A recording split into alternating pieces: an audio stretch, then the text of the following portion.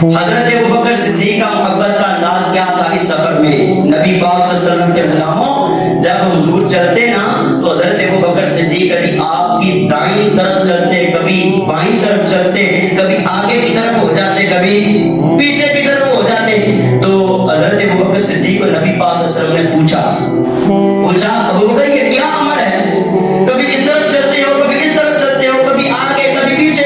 کہا یا رسول اللہ آپ کے ساتھ چل رہا ہوتا ہوں، خیال آتا ہے کہ دشمن ادھر سے حملہ نہ کرتے تو ادھر چلا جاتا ہوں، خیال آتا ہے کبھی آگے سے حملہ نہ کرتے تو آگے چلا جاتا ہوں، پھر خیال آتا ہے پیچھے نہ کرتے تو پیچھے کی طرف چلا جاتا ہوں. جس طرح سے خیال گزرتا ہے اپنے آپ کو ڈال بنا لیتا ہوں. تو نبی پاک صلی اللہ علیہ وسلم نے جملہ فرمایا ابوبکر تو کیا چاہتا ہے کہ جو تکلیف ہو تجھے ہو ہمیں کوئی نہ ہو؟ اللہ اکبر.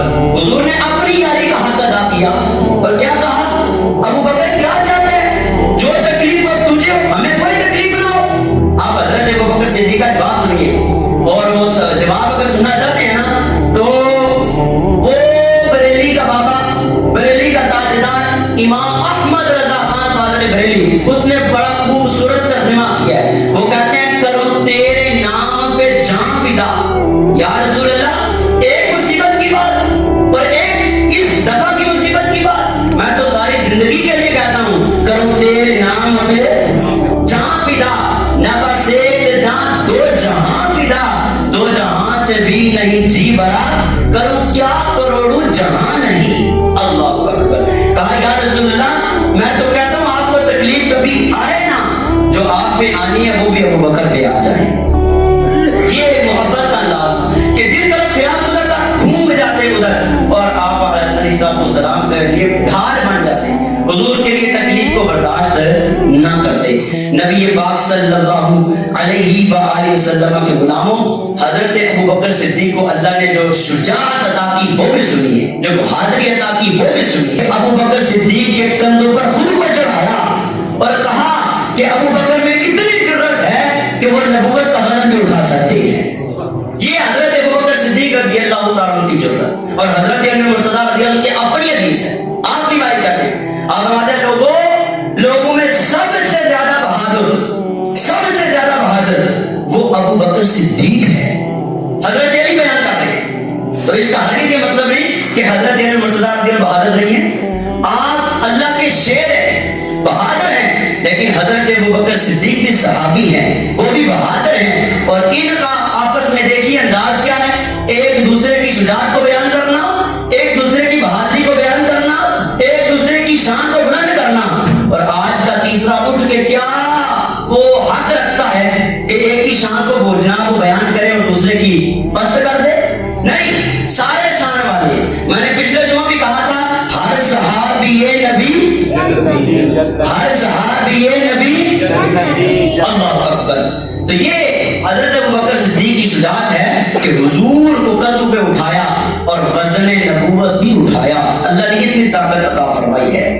آگے سنیے، نبی پاک صلی اللہ علیہ وسلم کے غلاموں، حضرت عمر رضی اللہ عنہ آپ خواہش کیا کرتے تھے، کہتے تھے کاش ایسا ہو کہ میری سارے عمل، زندگی کے سارے عمل وہ ابوبکر کی ایک رات کے ایک عمل کے برابر ہو جائیں.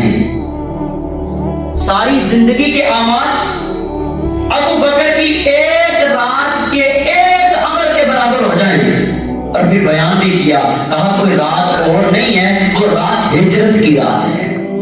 تو جو عمل اللہ نے توفیق حضرت ابوبکر صدیق کو عطا کی وہ کسی نبی کے کسی صحابی کو نہیں ملی، کہ اللہ تبارک و تعالیٰ نے اتنی سنگت عطا کی کہ مکے سے مدینہ تک کا سفر ہجرت حضرت ابوبکر صدیق ساتھ طے کر رہے ہیں. اور انداز کیا ہے آپ سماعت کر رہے ہیں، جس طرف خدشہ ہوتا چلے جاتے، حضور کے قدمین شریفین زخمی ہوتے کندھوں پہ اٹھا لیتے، اور اپنی انگلی پہ تھوڑا سا زخم آئے تو پتہ کیا بولے، کہتے ہیں ابوبکر، خود کو مخاطب کر کے کہتے ہیں ابوبکر یہ انگلی سے خون بہا ہے، گھبرانا، یہ اللہ کی راہ ہے، اگر جسم کا سارا خون بہ جائے تب بھی سعادت ہے.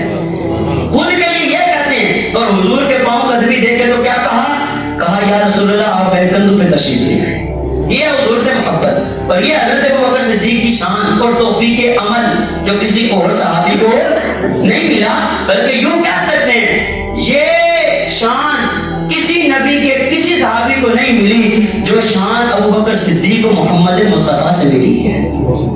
آگے سنیے، اور آخری بات عرض کر رہا ہوں، نبی پاک صلی اللہ علیہ وسلم کی غلاموں حضرت حسان کو آپ جانتے ہیں، حسان بن ثناء خان مصطفیٰ ہے، ثنا خان مصطفیٰ۔ ایک ہوتا ہے ثنا خان، ایک ہوتا ہے حدی خان۔ حدی خان وہ جب سفر کرتے تھے نا عرب والے، تو وہ ایک بندہ ساتھ رکھتے تھے جو پڑھتا تھا اور ترانے پڑھتا تھا، تو وہ اور اپنی سواری کو تیز بگاتے تھے، تو اس طرح سفر آسان ہو جاتا تھا، اسے حدی خان کہتے ہیں۔